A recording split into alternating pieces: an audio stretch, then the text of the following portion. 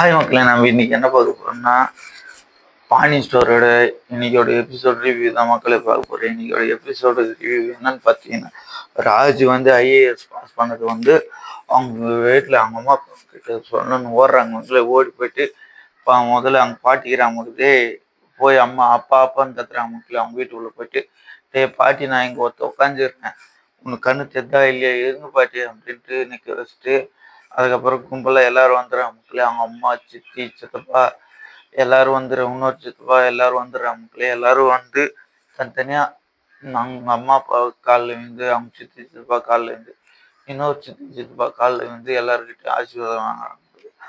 ஆசீர்வாதம் வாங்கி என்ன விஷயம்னு கேட்குற மக்களே, நான் ஐஏஎஸ் எக்ஸாம் ஸ்டார்டிங் எக்ஸாமுக்கு நான் பாஸ் பண்ணிட்டேன், இன்னும் நிறைய எக்ஸாம் இந்த எக்ஸாம் நான் பாஸ் பண்ணிட்டேன் அப்படின்னு வந்து எல்லாருக்கிட்டையும் ஆசீர்வாதம் வாங்கி ஸ்வீட்லாம் கொடுக்குறாங்க. ஸ்வீட்லாம் கொடுத்து சரி நல்லது அப்படின்னு சொல்லி அதுக்கப்புறம் ராஜோட அப்பா முத்துவேலு வந்து என்ன சொல்றாங்க பார்த்தீங்கன்னா, நான் கதிரை கூப்பிட்டா நான் பார்க்கணும் அப்படின்றாங்க. மக்களை கதிரை போய் கூப்பிட்டாங்க. மக்களை கதிரை கூப்பிட்டு வந்து